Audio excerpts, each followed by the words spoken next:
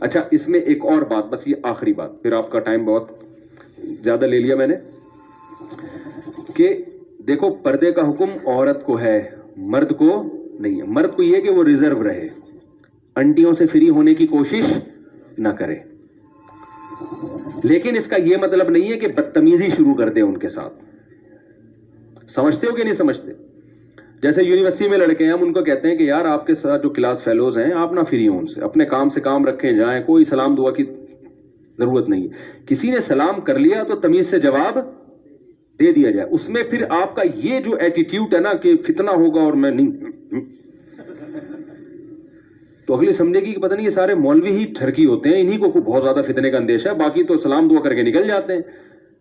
کچھ چیزیں زمانے کے ساتھ کیا ہو جاتی ہیں. پہلے زمانے میں جب پردے کا ماحول تھا نا تو لڑکی کا سلام کرنا ہی غلط سمجھا جاتا تھا, وہ واقعی غلط تھا. اب جب پردے کا ماحول نہیں ہے تو یہ ایک نارمل روٹین کا حصہ بن چکا ہے. آپ جہاز میں جاتے ہو, ایئر ہوسٹس آتی ہے, سر کیا چاہیے آپ کو, آپ یوں بولو اللہ کی پناہ چاہیے, دفعہ ہو یہاں سے, ہمارے شیخ نے کہا ہے کہ نظر نیچی رکھو.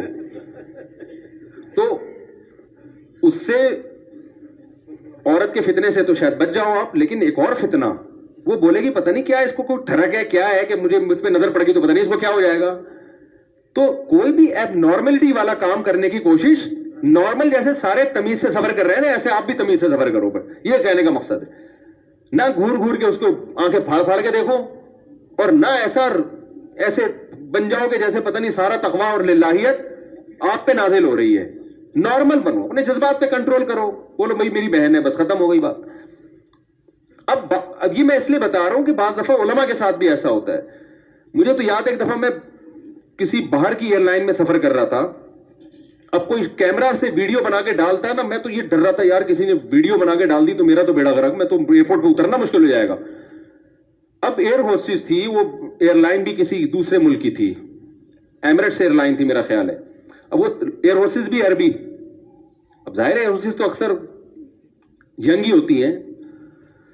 اب وہ کیا ہے, وہ بیچاری, اس کو اردو بھی آتی تھی کیونکہ پاکستان سے اتنے زیادہ اس کو اردو آ گئی تھی. اب اس نے کہا کہ میں آپ کے بیان سنتی ہوں بڑی عقیدت سے نا, تو کھانا وانا سب کو اس نے سرو کیا. پھر میرے ساتھ 2 سیٹیں خالی تھی, ادھر ہی آگے بیٹھ گئی ہوں.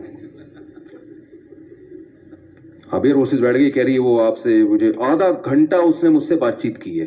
تو اردو تھوڑی کمزور تھی اس کی, لیکن اپنے مسائل اور یہ, اور مجھے آدھے گھنٹے میں, مجھے الحمدللہ اللہ سے امید لگا کے کہہ رہا ہوں, کوئی دعوے نہیں, کہ مجھے کوئی الحمدللہ فتنہ نہیں ہو رہا تھا.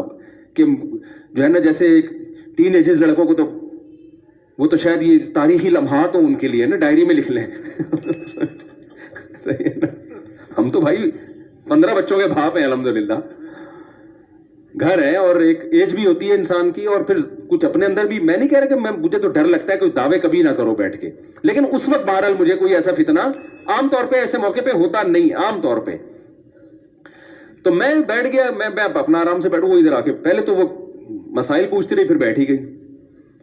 مجھے یہ ڈر لگ رہا ہے کہ یار کوئی کسی نے تصویر کھینچ کے ڈال دی نا تو میری ایسی کی تیسی.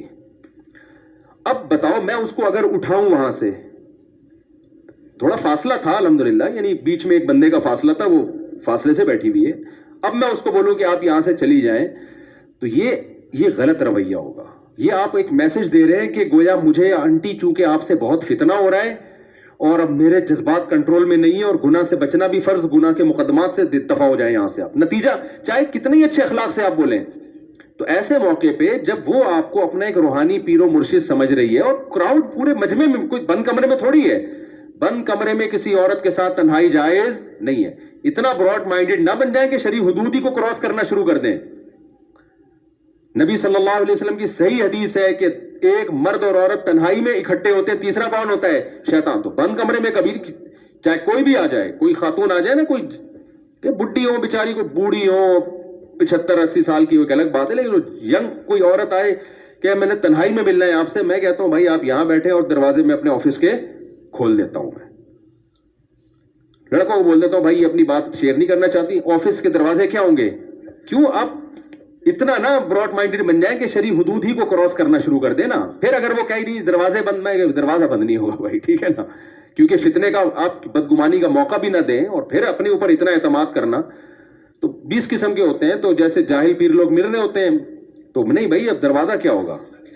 ایک دفعہ تو میرے ساتھ ایسے ہوا, میں کسی گھر میں اکیلا تھا تو ایک خاتون آئی, وہ گھر کے اندر ہی آ گئی, جیسے وہ آئی ہیں میں باہر آ گیا. میں نے کہا یا تو آپ یا میں, دونوں میں سے ایک ٹائم پہ یہاں رہے, میں نہیں اندر جاؤں گا بھائی, کیونکہ اسلام نے منع کیا ہے. پھر میں نے گھر والوں کو فون کیا, گھر والے آئے تو پھر گھر والوں کی موجودگی میں ان سے ملا. لیکن پبلک میں وہ سب کے سامنے ادھر آ کے بیٹھے تو کیا چکر چلائے گا یار, ایسے خدا نخواستہ کیوں یعنی بدگمانی انسان کرے. ایسے موقع پہ لبرل, اس کو میں اس پازیٹیو چیز کو دیکھ رہا تھا کہ یار ایئر ہوسٹس ہو کے, بے پردہ ہو کے, اس کو عالم سے عقیدت ہے, اس سے گائیڈنس لے رہی ہے. یہ لفٹ کرانا اس کی ایک پازیٹیو چیز ہے, اور اتنی عقیدت اس کو. ایسے میرے ساتھ واقعات ہوتے رہتے ہیں, کوئی فرسٹ ٹائم نہیں ہوا. اتنی عقیدت, آخر میں اس نے کہا کہ آپ ایک جملہ مجھے لکھ کے دیں دعائیہ, اور میں پلاسٹک کوٹنگ کرا کے اپنے گھر پہ لگاؤں گی کہ میری زندگی میں آپ سے سیلفی تو شکر ہے اس نے نہیں لی, اس کو خود ہی خیال آ گیا. تو میں نے پھر جملہ لکھ کے دیا کہ اللہ ہماری اس بہن کو دنیا اور آخرت کی بھلائیاں دے, دین پہ چلنے کی. میں نے دعا لکھ دی. اس نے کہا یہ میرے لیے اتنے قیمتی لمحات ہیں, میں اس کو پلاسٹک کوٹنگ کر کے اپنے گھر کی دیوار پہ زندگی, کیونکہ ایسے اتفاق پتہ نہیں دوبارہ کبھی ہو یا نہ.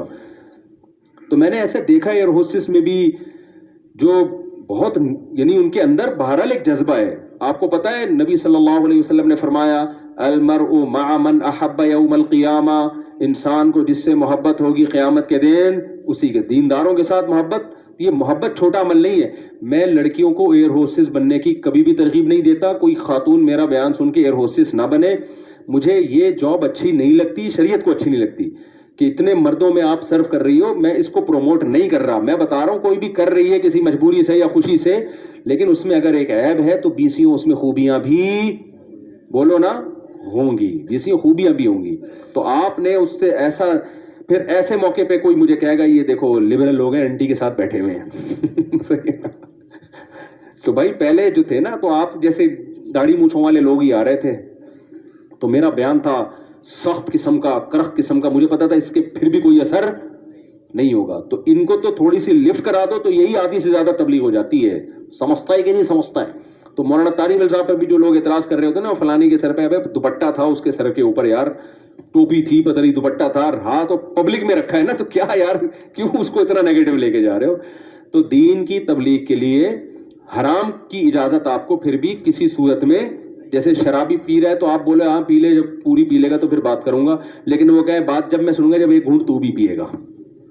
اب اگر آپ اتنے براڈ مائنڈڈ بن گئے کہ اس کو خوش کرنے کے لیے آپ نے کہا چلو ایک گھونٹ میں بھی پی لیتا ہوں, یہ براڈ مائنڈڈ نہیں ہے, یہ آپ نے شریعت کا بیڑا غرق, آپ نے اللہ کی حدود کو کیا کر دیا, کراس. تو اسی طرح نامحرم سے اگر آپ تنہائی میں مل لیے, تنہائی ہو گئی, کوئی تیسرا بندہ نہیں ہے, اب یہ براڈ مائنڈڈ, یہ تبلیغ کی آپ کو شریعت میں اجازت نہیں ہے, کیونکہ اب آپ اللہ کی حدود سے کیا کر رہے ہو.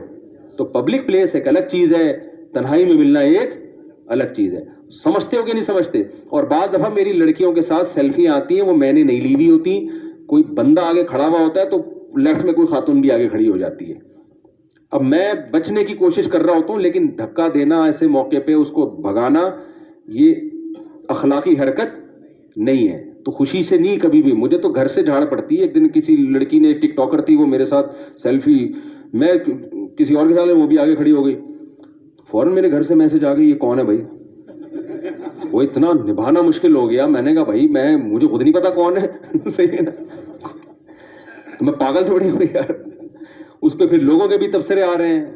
اگر میں اس طرح کسی کو کوئی دھکا دے گا تو یار کیا دین کا وہ جائے گا اس میں.